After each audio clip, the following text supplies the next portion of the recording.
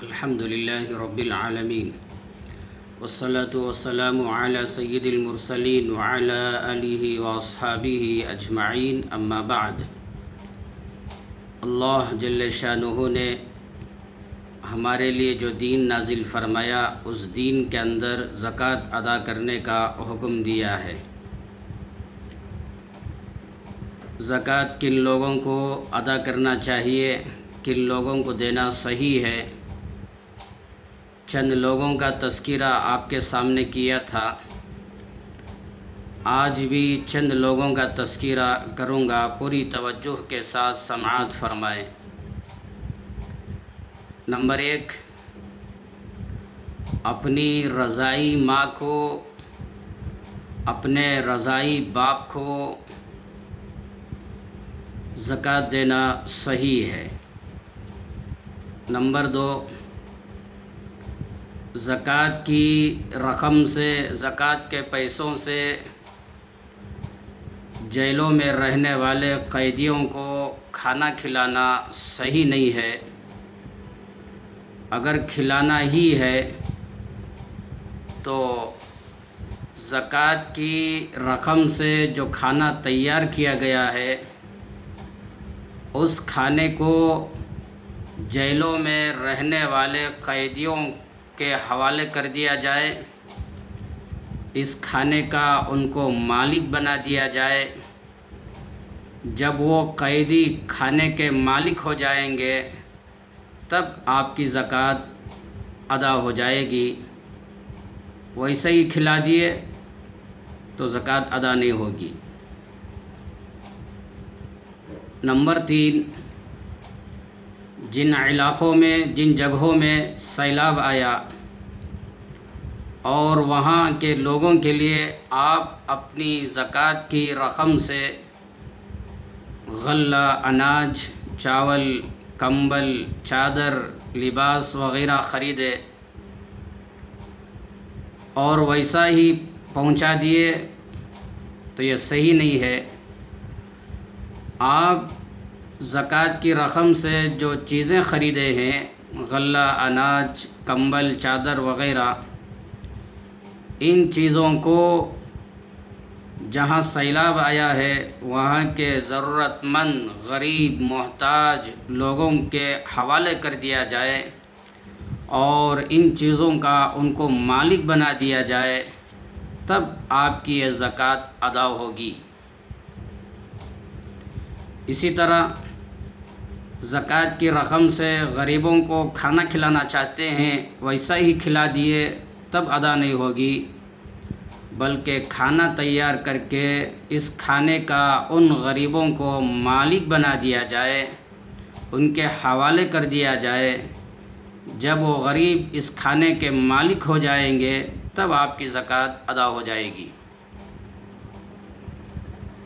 Number 4، اگر آپ نے اپنے مال کی زکوٰۃ کی رقم نکال کر گھر میں الگ رکھ دیا، مثال کے طور پر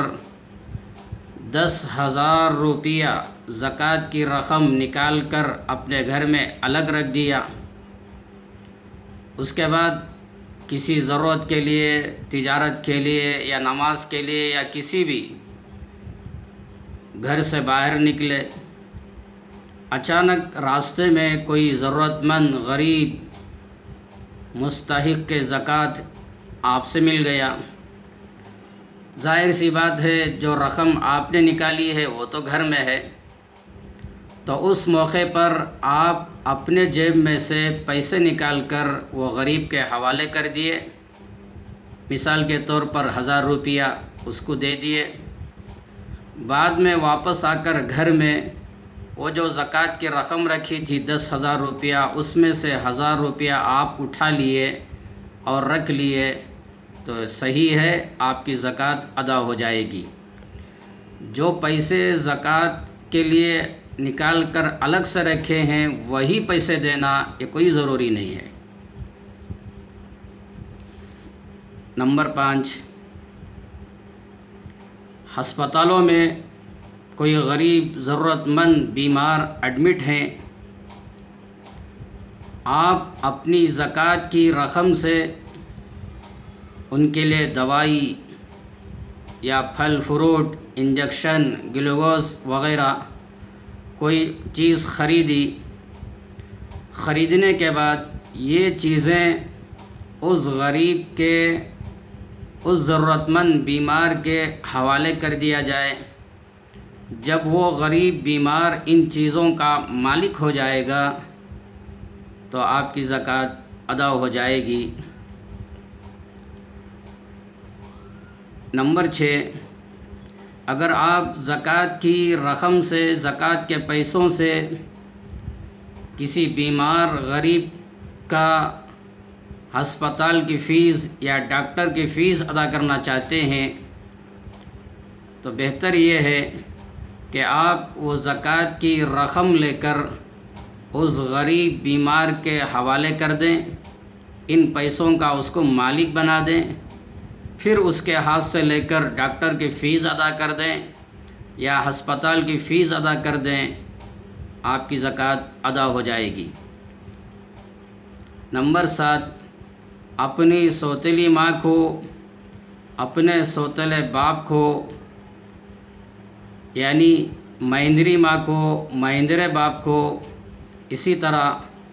مہندرے نانا کو، مہندری نانی کو، اور مہندرے دادا کو، مہندری دادی کو زکوٰۃ دینا صحیح ہے۔ نمبر 8، جن دنوں سے ہم گزر رہے ہیں، لاک ڈاؤن ہے اور لوگوں کا گھروں سے باہر نکلنا ہی مشکل ہے، تو ایسے دنوں میں جہاں اوروں کا ہم خیال کرتے ہیں، اوروں کو تلاش کر کے اپنی زکوٰۃ کی رقم ادا کرتے ہیں، اسی طرح اپنی زکوٰۃ کی رقم ان دنوں میں مدارس اسلامیہ کو خود پہنچا دینا یا کسی بھی طریقے سے ان تک پہنچا دینا، یہ سب سے بہتر اور افضل ہے۔ مدارس اسلامیہ کو دینا بہت بڑی نعمت، بہت بڑی دولت ہے، اس لیے ان دنوں میں مدارس اسلامیہ کو نہ بھولیں، ان کو فراموش نہ کریں۔ مدرسوں کے سفیر لوگ آپ تک نہیں آ رہے ہیں تو آپ بے فکر نہ رہیں، غفلت میں نہ رہیں، اپنا اخلاقی فریضہ سمجھتے ہوئے، اپنی ذمہ داری سمجھتے ہوئے اپنی زکوٰۃ کی رقم ضرور ضرور مدارس اسلامیہ کو پہنچانے کی پوری فکر کریں۔ مدارس اسلامیہ میں علماء، حفاظ، مفتیان اکرام اور اللہ کے نیک بندے تیار ہو کر قوم کی خدمت کے لیے پوری دنیا میں پھرتے ہیں، چلتے ہیں، اس لیے ان لوگوں کا خیال کرنا ہمارا اخلاقی فریضہ ہے۔ اس لیے ضرور مدارس اسلامیہ کو فراموش نہ کریں، ان کا خیال ضرور کریں اور اپنی زکوٰۃ کی رقم پہنچانے کی فکر کریں۔ اللہ سے دعا فرمائے اللہ ہم سب کو سمجھنے کی توفیق عطا فرمائے اور اپنی زکوٰۃ کی رقم صحیح لوگوں تک پہنچانے کی توفیق عطا فرمائے، اور آپ سے گزارش ہے آپ آگے شیئر فرمائیں اور اللہ سے دعا فرمائے اللہ ہماری زکوٰۃ کو بھی قبول فرمائے۔ آمین۔ السلام علیکم ورحمۃ اللہ وبرکاتہ۔